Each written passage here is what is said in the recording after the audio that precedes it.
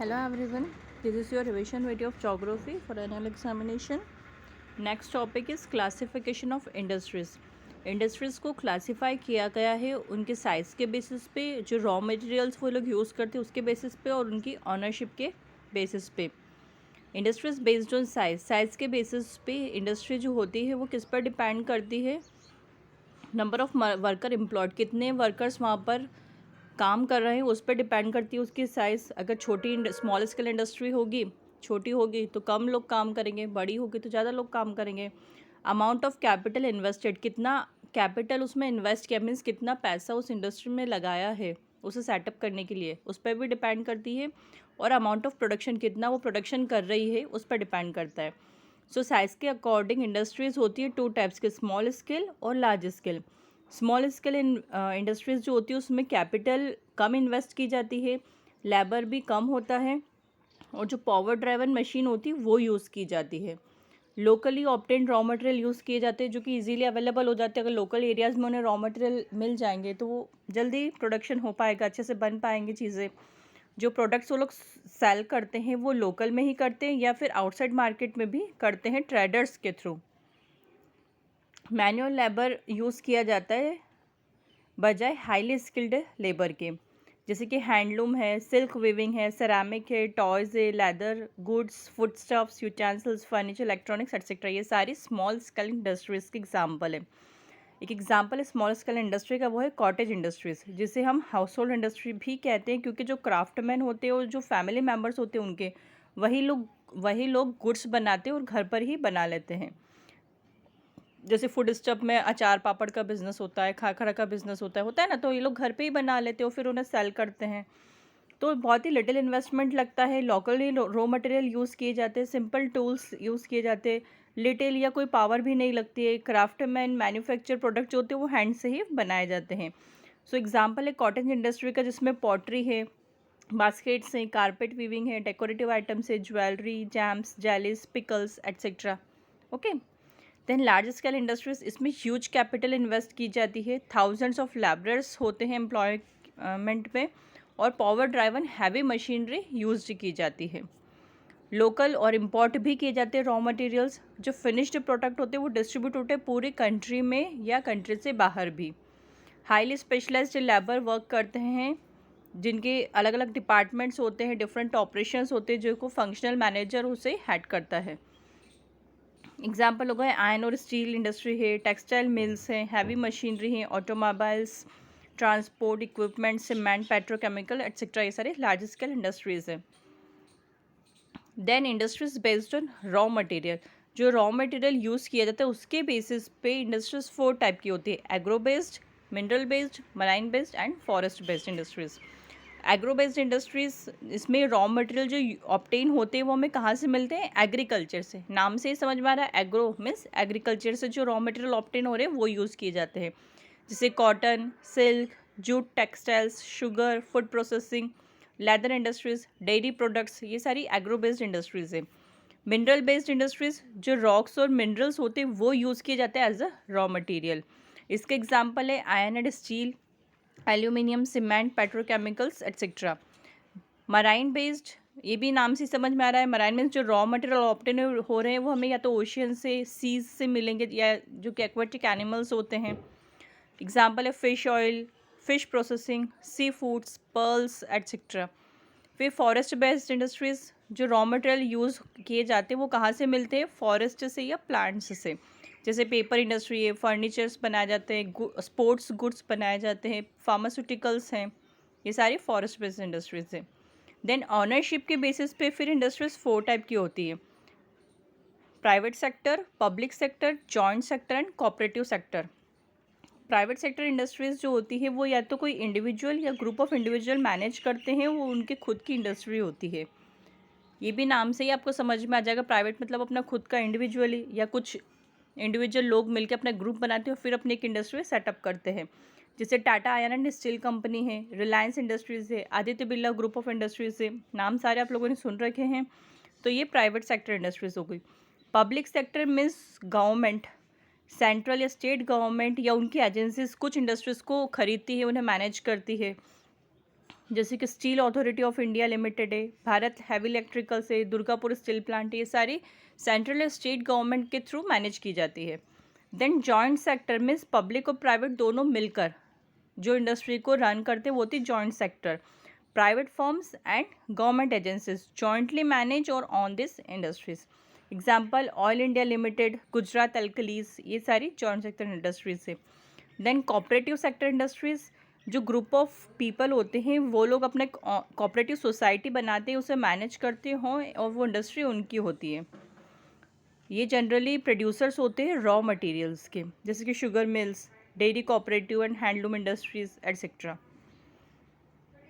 Next topic is cotton textile industry. सबसे oldest और most important industry है world में, वो है टेक्सटाइल इंडस्ट्री। टेक्सटाइल जो वर्ड है उसका मतलब होता है weave, which is of Latin origin of word texere. Plants और एनिमल्स प्रोवाइड करते हैं बेसिक रॉ मटेरियल टेक्सटाइल के लिए, जो नेचुरल फाइबर्स होते हैं जैसे कि कॉटन, जूट, फ्लैक्स, सिल्क, वुल, वेरस, नायलॉन, रेयॉन, पॉलिस्टर, ये सब सिंथेटिक या मैनमेड फाइबर्स हैं। कॉटन जो है वो मोस्ट पॉपुलर फाइबर है। एक ड्रामेटिक चेंज आया है टेक्सटाइल इंडस्ट्री में जब इंडस्ट्रियल रिवॉल्यूशन हुआ। जो हैंड स्पिनिंग कॉटन फैब्रिक है was taken over by power looms. This development helped Britain to set up first of its type of cotton textile industry in country and afterwards of different parts of the world. सबसे पहले development हुआ था तो Britain ने setup की थी cotton textile industry country के अंदर। बाद में धीरे धीरे पूरे वर्ल्ड में, जैसे इंडिया में, यूएसए में, चाइना में, जापान में, सभी जगह इसका प्रोडक्शन होने लग गया कॉटन टेक्सटाइल्स का। फिगर में बताए कॉटन टेक्सटाइल और कॉटन क्लॉथ्स।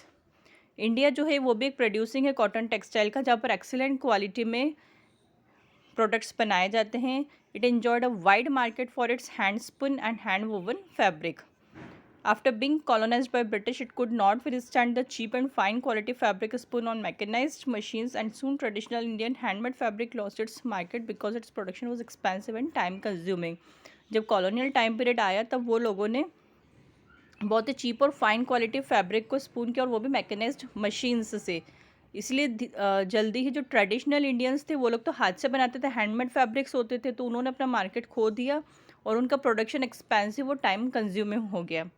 1818 में इंडिया में फर्स्ट टेक्सटाइल मिल स्टैब्लिश हुई थी। कहाँ पर? कोलकाता में एट फोर्ट ग्लोस्टर, लेकिन वो जल्दी ही बंद हो गई कुछ टाइम पीरियड के बाद। ईयर 1854 में मार्क्ड सक्सेसफुल एस्टैब्लिशमेंट हुआ जब first mechanized textile mill Mumbai में ओपन हुई।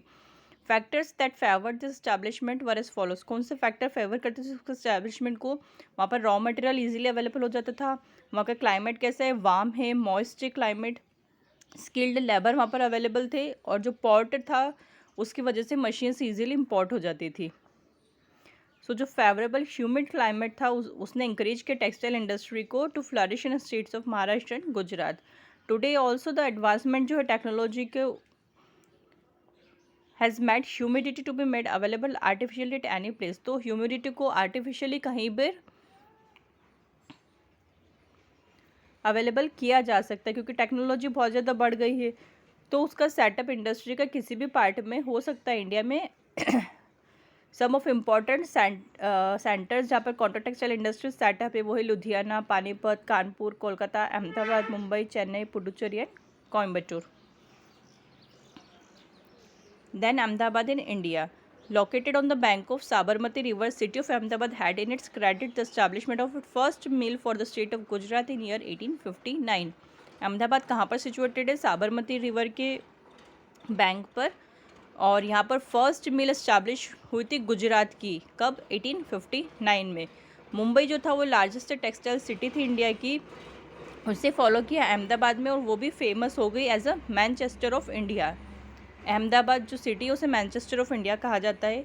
फॉलोइंग फैक्टर्स जो है वो फेवर करते हैं कि यहाँ पर टेक्सटाइल मिल कैसे डेवलप हुई अहमदाबाद में।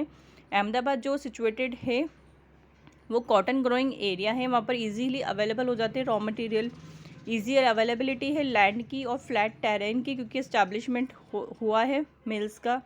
जो क्लाइमेट है अहमदाबाद का वो भी आइडियल है स्पिनिंग और वीविंग के लिए, और स्किल्ड और सेमी स्किल्ड लेबर भी वहाँ पर इजीली अवेलेबल हो जाते हैं, क्योंकि डेंसली पॉपुलेटेड स्टेट है गुजरात और महाराष्ट्र दोनों ही।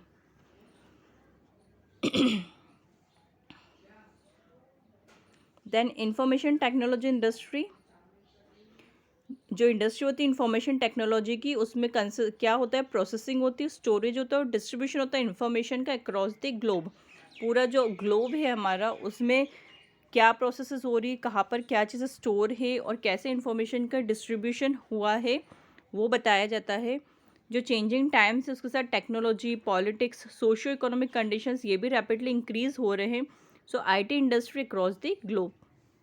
Factors that influence establishment of this industry include availability of resource, infrastructure and capital.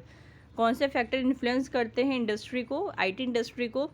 Availability of resources की अवेलेबिलिटी होनी चाहिए, इंफ्रास्ट्रक्चर कैसा है वहाँ का और कितनी कैपिटल यूज़ की जा रही है। सिलिकॉन वैली जो है कैलिफोर्निया की और बेंगलुरु जो है इंडिया का, वो एक मेजर आईटी इंडस्ट्री हब्स है।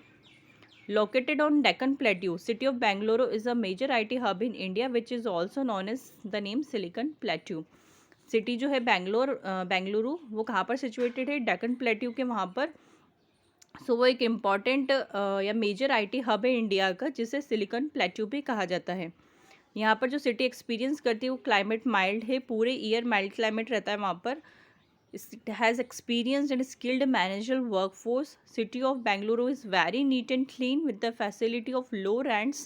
मतलब रेंट लो है लेकिन सिटी बहुत ज़्यादा नीट एंड क्लीन है। तो वो अलाउ करती है कि low cost of living that welcomes people in a large number. वहाँ पर रहना थोड़ा ईजी होता है क्योंकि वहाँ पर सब चीज़ें थोड़ी चीप है, लो कॉस्ट है, तो लार्ज नंबर ऑफ लोग वहाँ पर रहते हैं।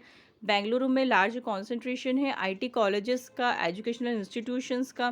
सो आईटी पॉलिसी अनाउंस करती कि first time by government of Karnataka in 1992। फिर सांता क्लारा वैली जो है नॉर्थ अमेरिका में, Silicon Valley is located next to the Rocky Mountains. Next is density of population, number of people living in 1 unit area of surface of earth is known as density of population. Density of population किसे कहते हैं? 1 unit area में कितने लोग रह रहे हैं। पूरे अर्थ सरफेस का अगर हम 1 यूनिट एरिया ले और वहाँ पर कितने लोग रह रहे हैं तो उसे हम कहते हैं डेंसिटी ऑफ पॉपुलेशन। किस में एक्सप्रेस की जाती है? इसे पर स्क्वायर किलोमीटर में से एक्सप्रेस किया जाता है। जो एवरेज डेंसिटी है वर्ल्ड पॉपुलेशन की वो है 51% पर स्क्वायर किलोमीटर। मीन्स पर स्क्वायर किलोमीटर में 51 पर्सन्स रहते हैं, ये वर्ल्ड की पॉपुलेशन है। और इंडिया की 382 पर्सन्स पर स्क्वायर किलोमीटर, मीन्स पर स्क्वायर किलोमीटर में 382 पर्सन्स रहते हैं, ये इंडिया की डेंसिटी है। जो रीजन्स है हाई डेंसिटी पॉपुलेशन की वो है south central Asia, eastern and south eastern Asia. Then literacy means the ability to read and write with certain understanding. Literacy हम किसे कहते हैं कि एबिलिटी होती है पढ़ने लिखने की कुछ समझ के साथ, सर्टेन अंडरस्टैंडिंग के साथ जो एबिलिटी होती है रीड एंड राइट की, उसे हम कहते हैं लिटरेसी। जनरली लिटरेसी लेवल जो होता है वो हाई होता है डेवलप्ड कंट्रीज़ का और लो होता है अंडर डेवलप्ड कंट्रीज़ का। Even with in a country में भी जो अर्बन एरियाज़ होते हैं वहाँ का लिटरेसी लेवल हाई होता है और रूरल एरियाज़ का कम होता है। जो इकोनॉमिक और सोशल डेवलपमेंट होता है किसी भी कंट्री का, वो किस पर डिपेंड करता है? वो लिटरेसी लेवल, उसकी पॉपुलेशन का लिटरेसी लेवल कितना है उस पर डिपेंड करती है सोशल और economic condition. Then population change, जो चेंजेस आते हैं नंबर ऑफ पॉपुलेशन में during a set of period of time, उसे हम रिफ़र करते हैं पॉपुलेशन चेंज। मीन्स एक पर्टिकुलर टाइम पीरियड में कितना चेंजेस आए नंबर ऑफ पॉपुलेशन में, वो होता है पॉपुलेशन चेंज। जो पॉपुलेशन है वर्ल्ड की वो रैपिडली इंक्रीज़ हो रही है कुछ सालों से। ये इनस्टेबिलिटी जो है पॉपुलेशन की, उसकी वजह से टोटल नंबर ऑफ बर्थ और डेथ में भी चेंजेस आ रहे हैं कि कितने लोगों का बर्थ हो रहा है, कितने लोगों की डेथ हो रही है, उसमें भी चेंजेस आ रहे हैं। 1800s तक जो ग्रोथ थी पॉपुलेशन की पूरे वर्ल्ड की वो स्लो और ग्रेजुअल थी। इन्फेंट मॉर्टेलिटी रेट हाई थी। मेन रीज़न ये था कि जो लेक है सूटेबल हेल्थ फैसिलिटीज़ का और बैलेंस जो फूड का सभी लोगों के लिए, उसका कमी थी। हेल्थ फैसिलिटीज़ कम थी, बैलेंस्ड फूड कम था उस समय पर। फार्मर्स जो थे वो अपनी क्रॉप्स ग्रो नहीं कर पाते थे, वो फेल हो जाते थे, सफिशिएंट फूड नहीं मिलता था लोगों को। इसकी वजह से स्लोअर ग्रोथ, पॉपुलेशन कम थी। जो पॉपुलेशन है वर्ल्ड की उसने टच कर लिया 1 billion mark in the year 1804 which further reached 3 billion by 1959।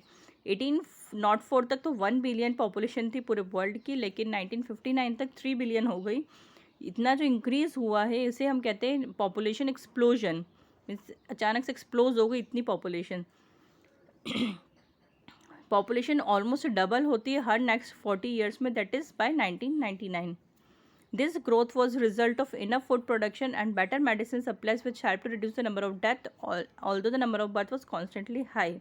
जो better medicine supplies हो रही है, enough food production हो रहा है, उसकी वजह से number of death reduce हो गई हैं और number of birth तो constantly high होती ही जा रही है. So increase in population को हम observe करते हैं high birth rate and low death rate से.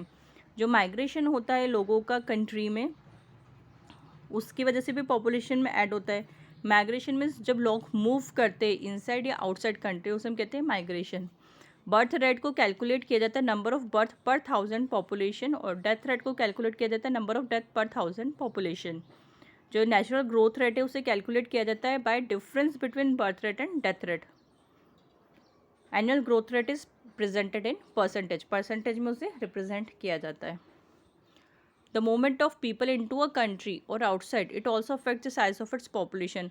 लोग कैसे मूव कर रहे हैं, कहाँ मूव कर रहे हैं, उस पर भी डिपेंड करती है पॉपुलेशन साइज. लोग कंट्री के अंदर ही मूव कर रहे हैं या कंट्री से बाहर मूव कर रहे हैं, उस पर भी डिपेंड करता है. So as people move out of a country, it is referred to as emigration. जब लोग कंट्री से बाहर मूव करते कि हमारी, जैसे हम हैं इंडिया की कंट्री छोड़ के हम दूसरी कंट्री में चले गए, तो वो हुआ ई माइग्रेशन. उसकी वजह से पॉपुलेशन डिक्रीज होगी ऑब्वियसली. अगर आप देश छोड़कर चले गए तो यहाँ की पॉपुलेशन तो कम हो गई ना. लेकिन जब मूवमेंट होता है लोग पीपल का into a country is refer to as immigration. लेकिन लोग अगर इंडिया में आ रहे हैं या किसी भी कंट्री के अंदर आ रहे हैं तो वो हो गया इम माइग्रेशन. उसकी वजह से पॉपुलेशन इंक्रीज होती है. People move in search of better job opportunities from under developed nations to more developed nations. लोग मूव क्यों करते हैं, बेटर जॉब अपॉर्चुनिटीज़ के लिए मूव करते हैं कि हम अंडर डेवलप्ड नेशन से मोर डेवलप्ड नेशन में चले जाएं. वो migrate with in a country में भी माइग्रेट करते हैं कि विलेजेस से टाउन में चले गए, टाउन से बिग मेट्रोपॉलिटन सिटीज़ में चले गए, ताकि उन्हें बेटर जॉब अपॉर्चुनिटीज़ मिले, उन्हें एजुकेशन अच्छी मिले, मेडिकल फैसिलिटीज़ अच्छी मिले. इसके लिए लोग मूव करते हैं. ओके.